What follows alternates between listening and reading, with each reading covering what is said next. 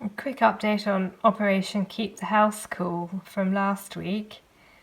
So as you can see, the inside temperature is currently 26.1 degrees C, which might sound like quite a lot, but compared to the 34.7 outside, I sometimes think temperature is slightly relative, and it actually feels very pleasant in here at the moment. So Operation Keep the House Cool, currently a great success.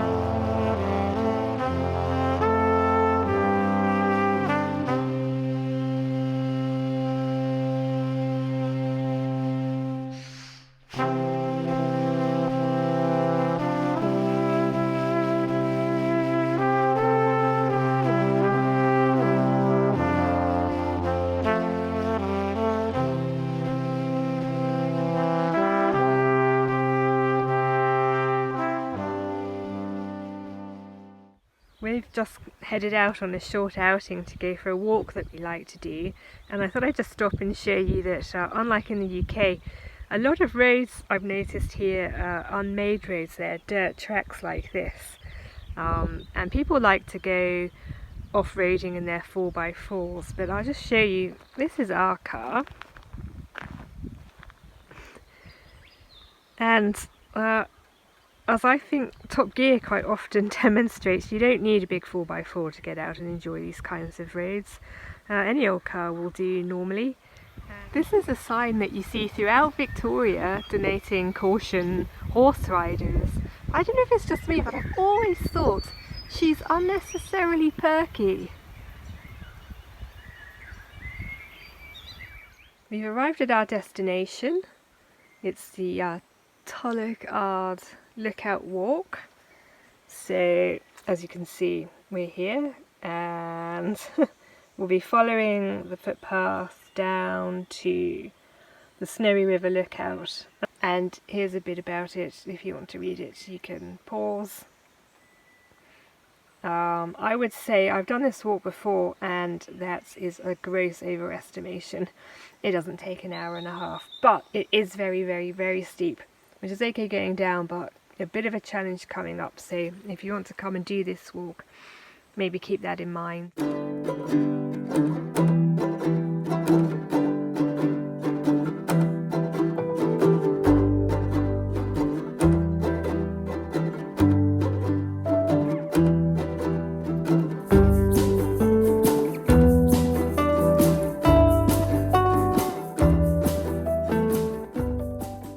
Well, we made it down, and this is the view from the Gunaikurnai Lookout.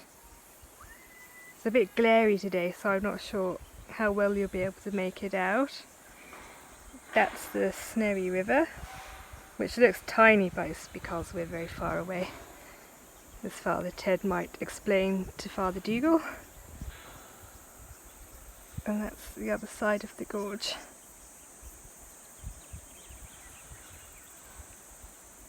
It's really beautiful. I hope you can see that. Welcome to Tuesday. I'm just off out on my morning walk, and I thought I'd show you what conditions are like today. I love mornings like this.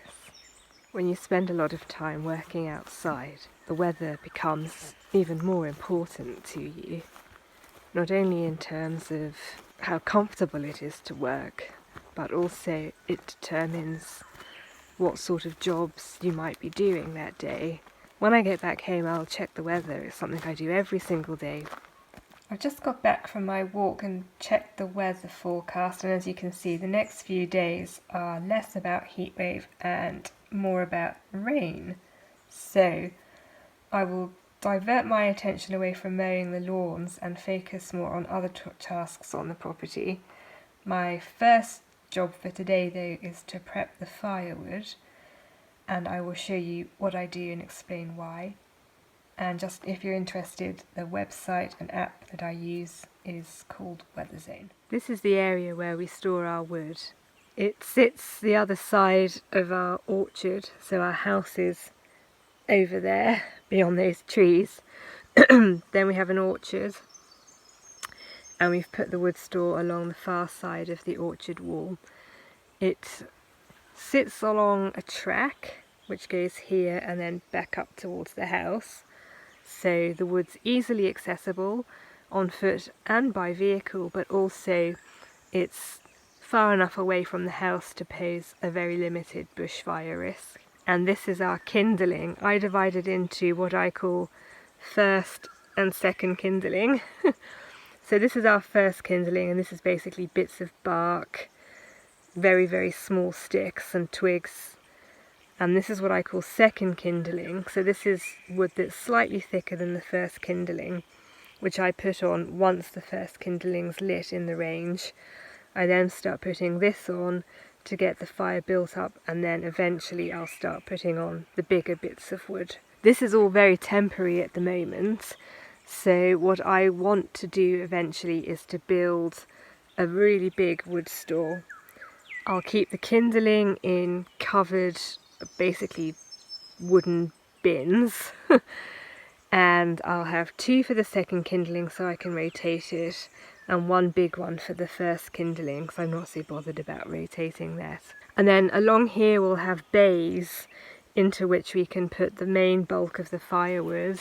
Over here I also have my second kindling pile that's waiting to be processed. I don't bother processing the first kindling, I can just snap that and fill my bucket with that quite easily. But I like to have the second kindling pre-processed. Since we're in for a bit of rainy weather ahead, what I'm going to do this morning is process a little bit of this second kindling, and then until we've built the wood stalls, I like to protect the kindling at least from the rain. I find that the firewood can cope with getting wet, but it pays to keep the kindling dry. And so, as I say, until we've built proper storage with covered roofs and walls, I'm resorting to using essentially the bubble wrap that came with us when we moved, and I will cover the kindling with that just to help keep it dry, and I'll show you how that looks once I've done. Before I put the kindling to bed, I thought I'd just quickly show you what I achieved this morning. So this is my new pile of second kindling. That took about an hour. I tend to come down with a full battery and work until the battery dies. So there's the kindling all prepped and ready for when the rains come later this afternoon. And quickly, for anyone that's interested, I was using my Ryobi brushless 18-volt reciprocating saw for this task with my 6 amp hour battery. I find brushless tools to be much more preferable. Essentially, without a brush, they create less friction, which means that the battery lasts for longer and you get more power out of it. Another thing I like to do in preparation for when I know rain is coming is to manage our water. So this is our big concrete tank behind our house, which through gravity provides all the tap water to our house. As you probably know, we're off-grid here. I should point out that being off-grid in a rural setting isn't a prerequisite, it's a choice. So most of our neighbours here, and certainly pretty much throughout the UK, if you live in the countryside, you'll get mains electricity and mains water, but we don't, so we're off-grid for both electricity and water. So how our system works is it rains and the rain goes down the roof, that's why the roof's metal, and it collects in this gutter and goes down this pipe, which goes underground and into this tank. And then we pump the water up the hill into that tank, and then whenever we turn on a tap, the water comes out of the tap from here. Let me just quickly show you. So this is one of the tanks that we have, and we go. You probably couldn't see anything. There's quite a lot of water in that tank, so when I know rain's coming, I want to clear as much space in this tank as I possibly can to collect as much of the rainwater as I possibly can. And this tank is very simple. All I need to do is push this and our pump comes on. We also have another tank, so let me show you that now.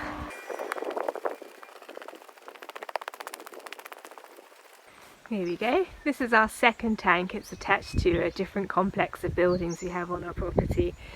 And it's the same principle. It collects rain off the roof, which goes into this tank, which we then pump up to the concrete tank. This tank is dripping, which means it's full. So I definitely want to clear space out of that tank. And I'll just quickly show you.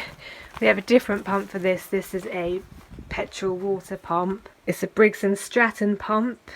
And then we pump it currently overground in this pipe, which goes along the garden, but our intention eventually is to bury that pipe underground. And essentially I'll just keep pumping water until it comes out of the overflow in the concrete tank, which you can just make out there, so that I've got as much space as I possibly can have in advance of the rains to optimise the amount of water that I can capture for the house.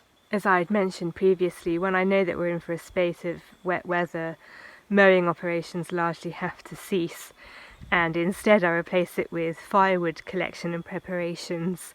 And I've come to a part of the property I've not shown you yet, so I thought I'd just stop here and give you a bit of an overview. So this is our boundary fence here, and this is our fire break, which climbs up and up and up and up and up the hill, and this is our forestry to the right here. This is our boundary that's the opposite side of the Mr. Darcy walk. So this is essentially our northern boundary. So this is one of our longer boundaries. It goes up and up the hill, and if I spin round, though you can't see very much, it goes down and down the hill towards the creek, which is basically along here. So I'm heading up here because essentially after the fires I noticed what had happened is two things. Firstly, all the dead leaves rained off the trees, and then it started raining branches, quite big branches too. So even now I don't think that I can really find any to show you, but a lot of the branches on the eucalyptus trees have died and they just intermittently snap off. But they make excellent firewood. So I'm off up the fire break this morning to scavenge for firewood. This is a good example of the sort of thing I was talking about. Branches like this. If I get a bit closer you might be able to get a better sense of scale. And so I can't actually get my fingers together. And that's ideal. And it might be difficult to see, but the forest floor is just littered with stuff like that, and further in as well. To be honest, it's one of the main reasons why after the fire I didn't come up here for ages. It was just so dangerous. If that fell on your head, you'd really know about it.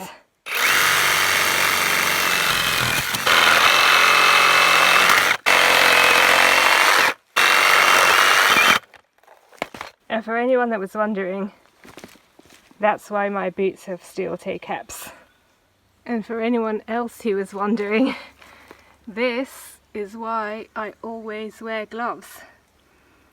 I'm not sure I want to put my hand down there for scale, but these ants are gigantic. This ant, in all honesty, is the length of my thumb.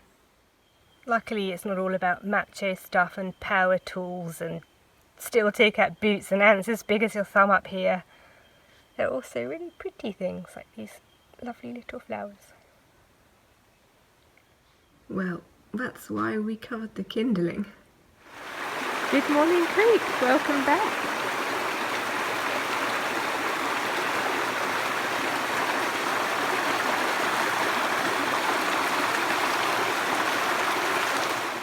little baby wallaby.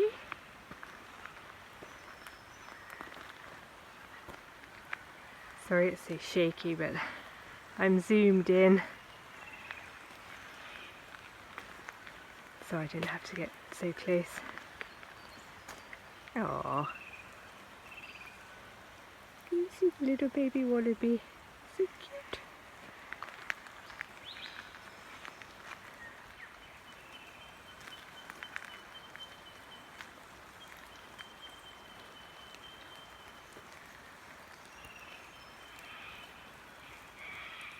I've made a little bit of progress on my hair quest, and I thought that since I'm bringing you along with me on this mission that I'd share that with you very briefly.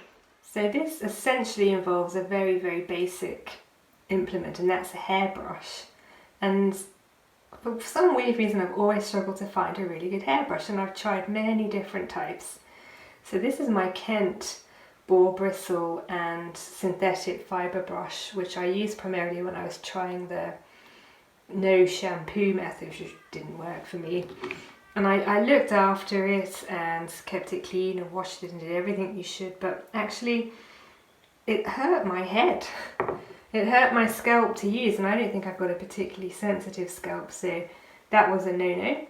So then I moved on to a pure boar bristle brush, this one here, which is also by Kent, and I found that my hair got tangled and stuck in it, so I was tugging and tugging my hair to get it out of the brush, so obviously that defeated the point for me. I should add there's nothing intrinsically wrong with these brushes, they just didn't work for me. I then tried a wide tooth comb because I do have slightly naturally wavy hair, and the curly girl method recommends this type of thing, but I couldn't get it through my hair. My hair is so tangly and knotty even after applying 20,000 tons of conditioner. That pulled and tore and ripped my hair out, so that was a no-go too. I then switched over to a tangle teaser. I got the gentle version. That was okay, but it just kept flying out of my hand and crashing on the floor where it promptly broke.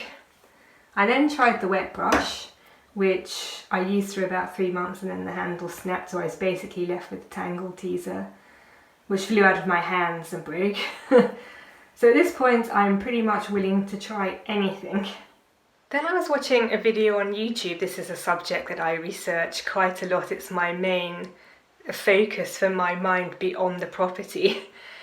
My main project is my hair. And the woman on the video recommended a metal tooth hairbrush, which is something I hadn't tried before. So this is the brush in question. It's the Sheila Stott's Untangle brush, which was previously known as the removal brush. And at $36 US, I thought, well, that's reasonable. I'm prepared to spend that. So I went to buy it, and then, I'm not making this up, this happened. Look how much they were going to charge me for shipping. $175 US, making this hairbrush $212 US, which is about 300, give or take, Australian dollars. So I thought, no, sod that. So I went on to Amazon Australia and I found this. It's much more reasonably priced, including shipping, and it looked to me to be very, very similar in style.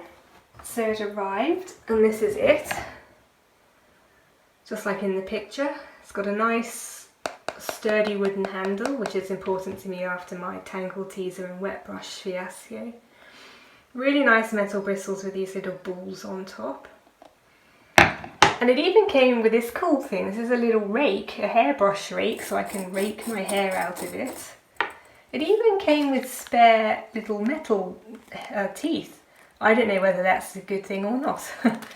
And also a little bag to keep it in. And of all the brushes that I've used, for my hair type, which is wiry and coarse and prone to knots and tangles, this has been brilliant. So if you have hair like mine, I highly recommend, doesn't have to be this one, but any brush with metal teeth like this might be something worth trying if you've not.